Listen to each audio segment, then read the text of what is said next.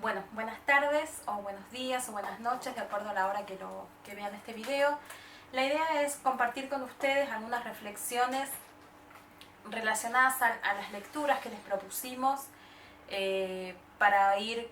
cerrando provisoriamente las discusiones de esta primera unidad, que tiene que ver con la idea de diversidad y diferencia, con el lugar de la nominación y la escucha de esa diferencia,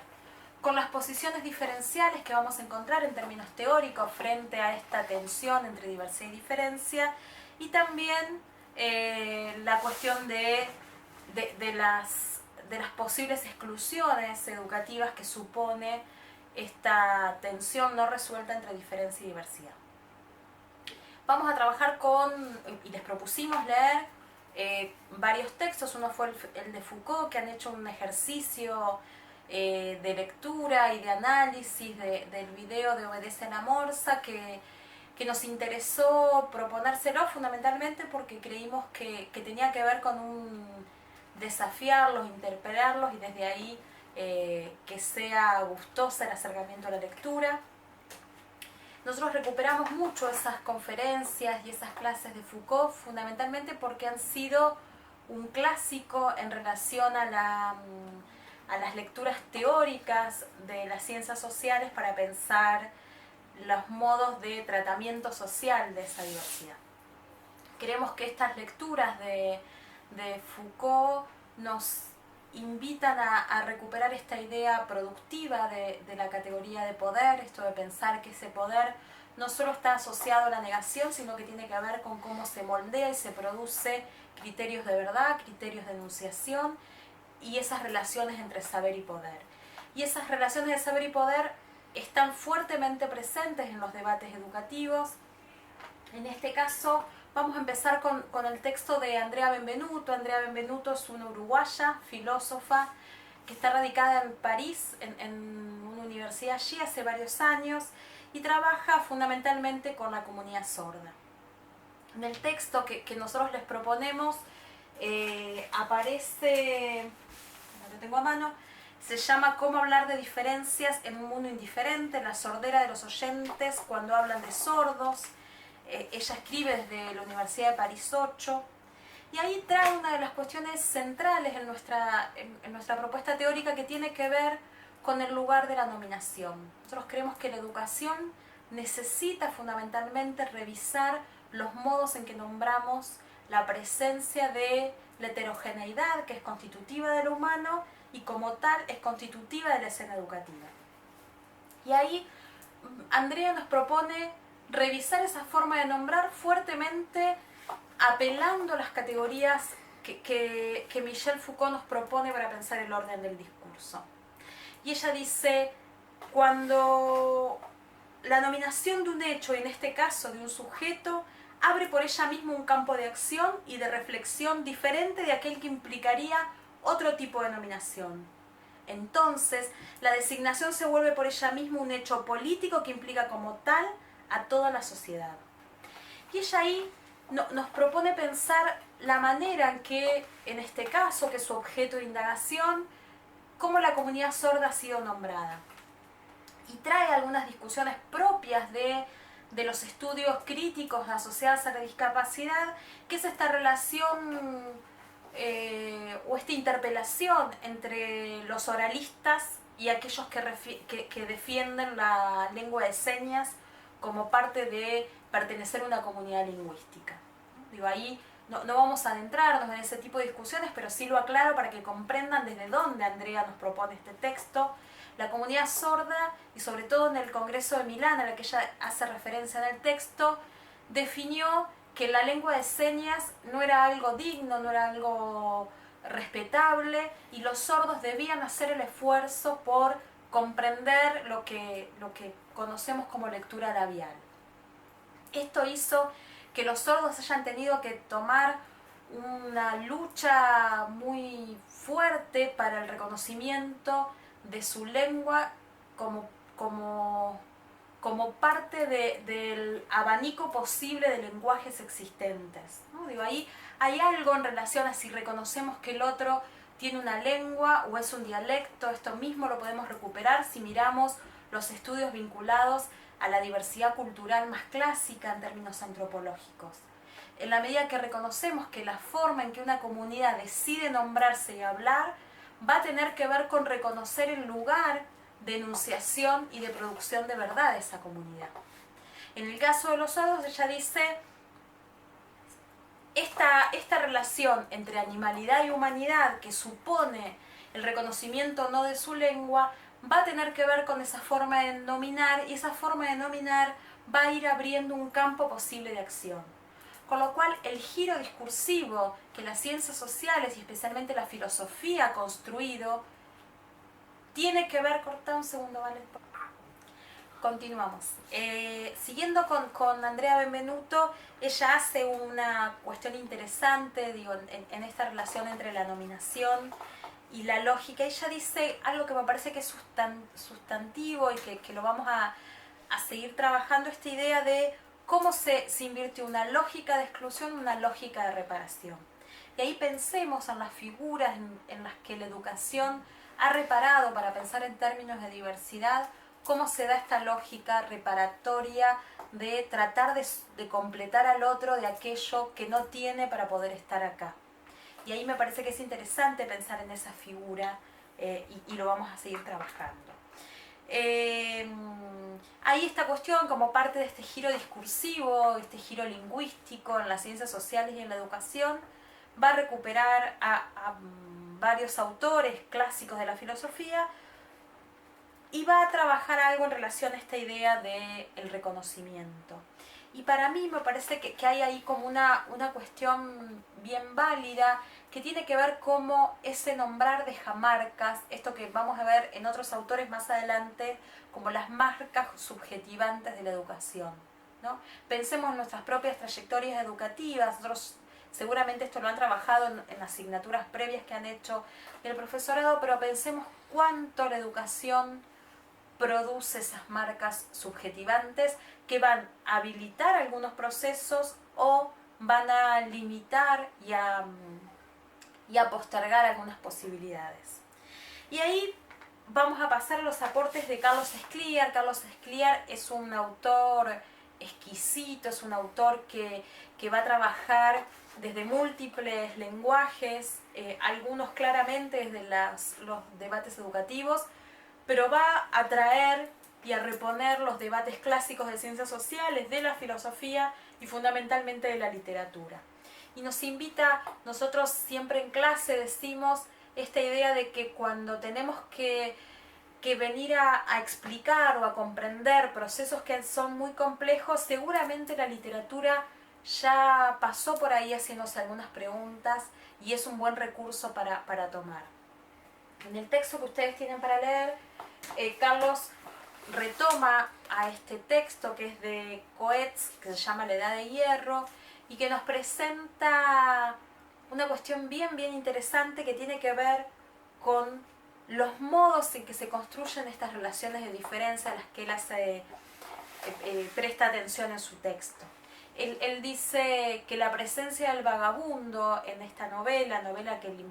invitamos a que la lean en algún momento, cómo esta presencia del vagabundo lo que hace es activar los procesos de asimilación. Esta idea de que el otro se avenga a ser como nosotros queremos que sean, como creemos que está bien ser. Y ahí en este texto él hace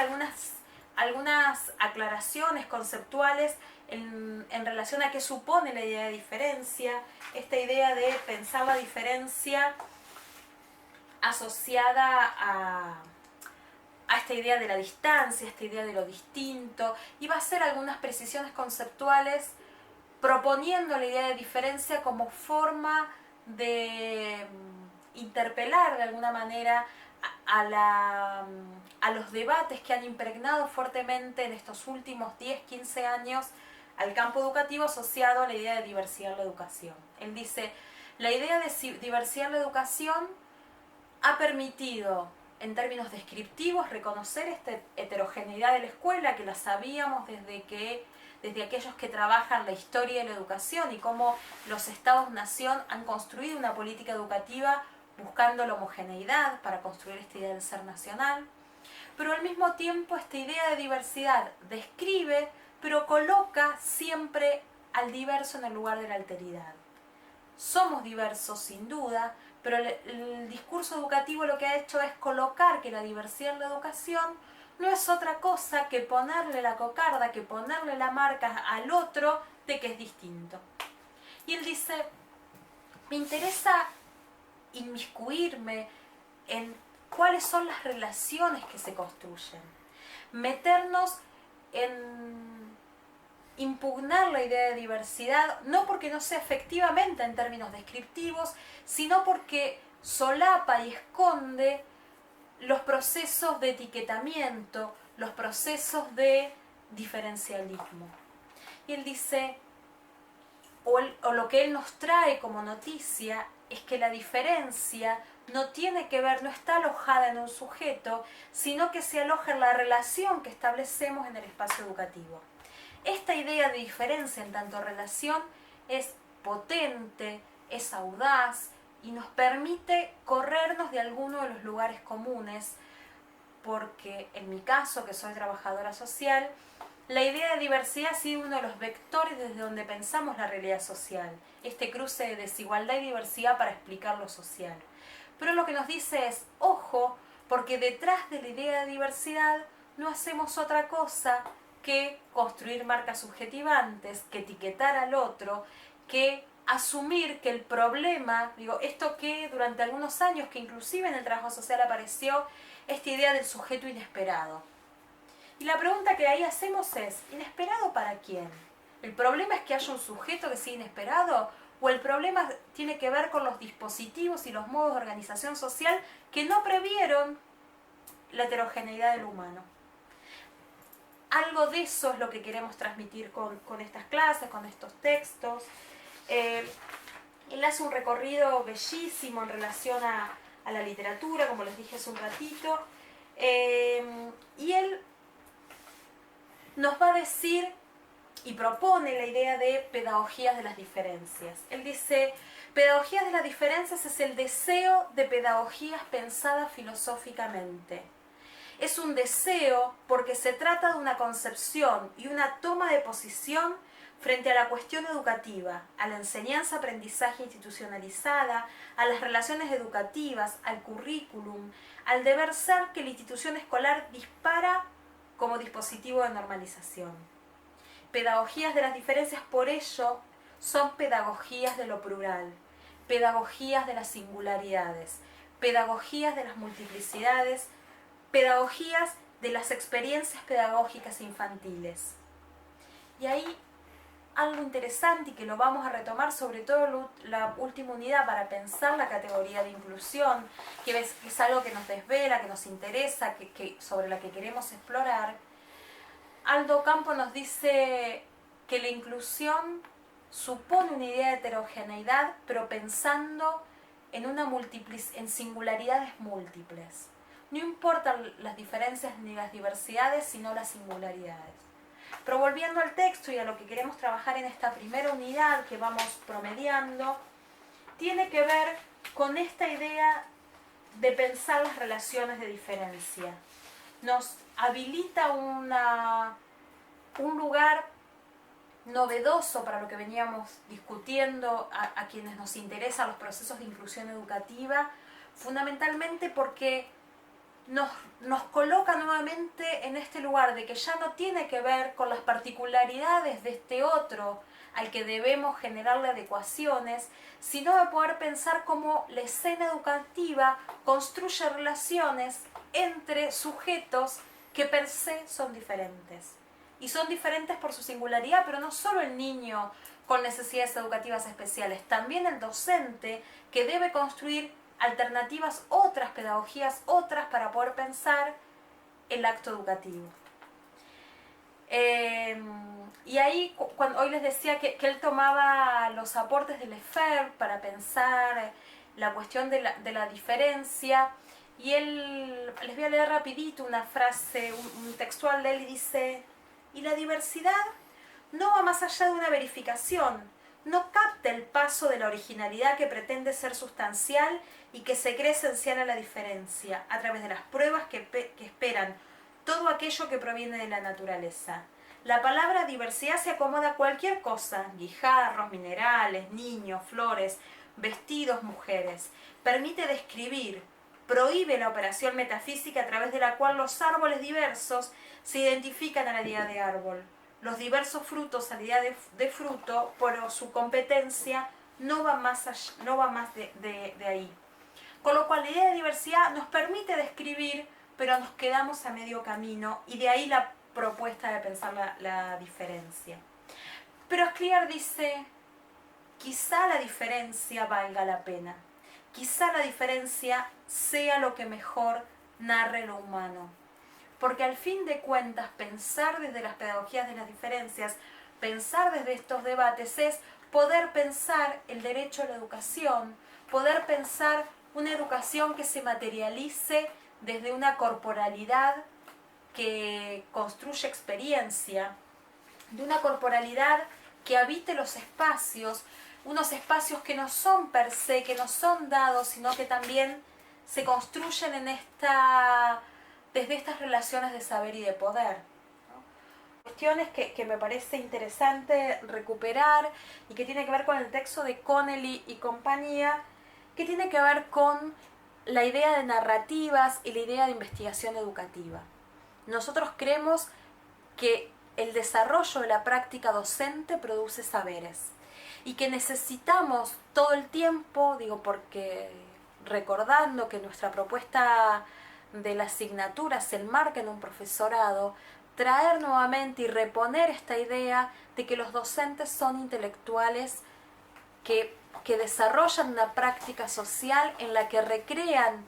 algunas categorías analíticas y producen otras. En esa línea, Connelly nos va a invitar a pensar cómo la investigación educativa tiene un saldo aún importante en relación a achicar ese distanciamiento entre quienes investigan sobre educación y quienes producen práctica educativa en la cotidianeidad. Y ahí esta idea de poder pensar la narrativa como como modo de ingreso a ese saber acumulado en la práctica docente, nos invita a traer nuevamente la idea del giro discursivo, la importancia de la narrativa en esa educación, pero al mismo tiempo nos coloca en dos variables o vectores que para nosotros van a ser importantes, que tiene que ver con la categoría de tiempo y la categoría de espacio. La idea de temporalidad la vamos a trabajar con mayor detalle en la próxima unidad, pero la idea de la espacialidad habitada, yo creo que esta idea de la diferencia como relación nos pone en relación con las discusiones teóricas en torno a cómo se construye el espacio, cómo se construye el espacio social y particularmente cómo se construye el espacio educativo y el espacio escolar. Y en tal sentido, cómo esta idea de cómo se habita ese espacio nos vuelve a traer la idea de la vida escolar como aquello vívido y coloca en un lugar central la idea de la corporalidad. Y acá algunas reflexiones sobre lo que venimos pensando, y la propuesta teórica, en reunión virtual de cátedra el otro día, una de las cuestiones que traíamos era cómo Scliar nos propone a pensar lo que nos cuesta estar juntos, y que en ese estar juntos muchas veces arrasamos con la alteridad, nominando la diversidad, pero colocándolo en el lugar de que el otro es el diferente y no cuáles son el tipo de relaciones. Y qué desafío nos toma en este tiempo de cuarentena, en este tiempo del pedido de quedarte en casa, cuando tenemos que habitar, que tenemos que estar juntos, pero en un dispositivo que no fue pensado inicialmente. Ninguno de nosotros, ni ustedes ni nosotros como equipo, hemos pensado que el estar juntos implicaba estar en un aula virtual. Así que en principio les agradecemos lo que vienen proponiendo, lo que vienen escribiendo, lo que vienen pensando y compartiendo. Queremos ratificar que acá estamos, que estamos pendientes, que los estamos leyendo. Un poco para ir culminando, creo que es importante volver a pensar cómo la educación nos posibilita revisar algunas de nuestras certezas, y en esa revisión de certezas nos encontró en este momento histórico singular que nos hace habitar el espacio educativo, habitar esta asignatura de prácticas educativas a perspectiva de inclusión desde un nuevo tiempo, un tiempo que no es sincrónico, un tiempo que nos encuentra desde nuestras casas o de nuestros espacios de trabajo, aquellos colegas que están sosteniendo desde la primera línea la asistencia, pero fundamentalmente nos encuentra juntos, y lo que queremos expresar es que estamos acá, que los vamos leyendo, que estamos atentos a cómo pensar cuestiones creativas, pero también cuestiones simples que nos haga resonar que la educación es aquello que nos conmueve. La educación es aquello por lo que desatamos procesos, y que al fin de cuentas lo que queremos es producir aprendizajes que nos permitan instrumentarnos para pensar de qué manera la educación puede ser una educación que deje marcas subjetivantes desde una idea de un sujeto de derecho. Muchas gracias.